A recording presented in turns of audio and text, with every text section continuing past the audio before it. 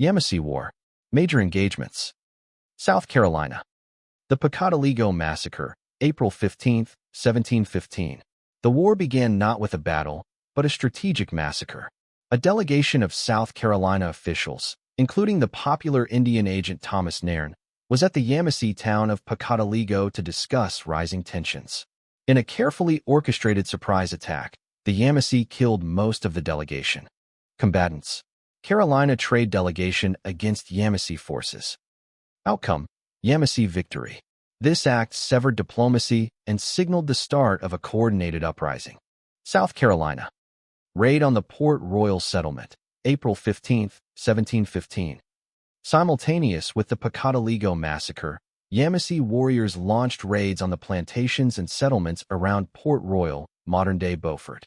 Settlers fled to the safety of the fort or to Charlestown. Combatants. Port Royal settlers against Yamasee forces. Outcome: Yamasee victory. The entire Port Royal district was abandoned, representing a massive loss of territory and wealth for the colony. South Carolina. Battle of the Salkehatchie Sea, early summer 1715. A large Yamasee and Creek force ambushed a colonial militia company under Captain Thomas Barker sent to relieve the frontier. The militia was surrounded and nearly annihilated. Combatants. Carolina colonial forces against Yamasee Confederacy. Outcome: decisive Yamasee/Creek victory. This defeat prevented the colonists from taking the offensive and demonstrated the power of the coalition. South Carolina. Siege of Charlestown, c. Summer 1715. A combined force of Yamasee and Creek warriors advanced to within a few miles of the capital, Charlestown. While they did not launch a direct assault on the city's fortifications, they effectively besieged it by cutting off land routes, burning surrounding plantations, and isolating the colonists. Combatants. Carolina colonial defenders against Yamasee Confederacy and allies. Outcome: stalemate. The colonists held the city, but the siege demonstrated the colony's extreme vulnerability. Georgia, South Carolina, and Tennessee. The Cherokee Decision, late 1715. This was the war's most critical diplomatic and military event.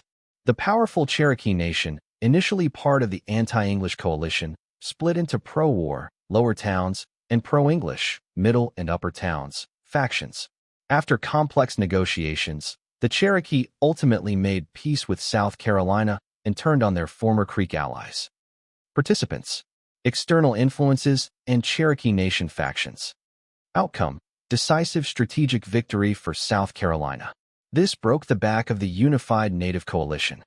Georgia and South Carolina. The Barnwell Expedition, early 1716. Colonel John Barnwell led a force of colonial militia and their newly acquired Cherokee allies in a punitive campaign against the Yamasee and their remaining Creek allies.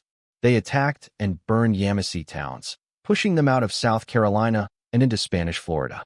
Combatants. Carolina colonial forces and their allies against Yamasee forces. Outcome: colonial Cherokee victory. This campaign broke Yamasee power permanently. Georgia and South Carolina. The Moores Expedition, 1716. Colonel James Moore, son of the former governor, led another expedition, primarily consisting of Cherokee allies, against the Creek. They fought a series of skirmishes and burned several Lower Creek towns. Combatants. Carolina colonial forces and their allies against Lower Creek Confederacy. Outcome: inconclusive.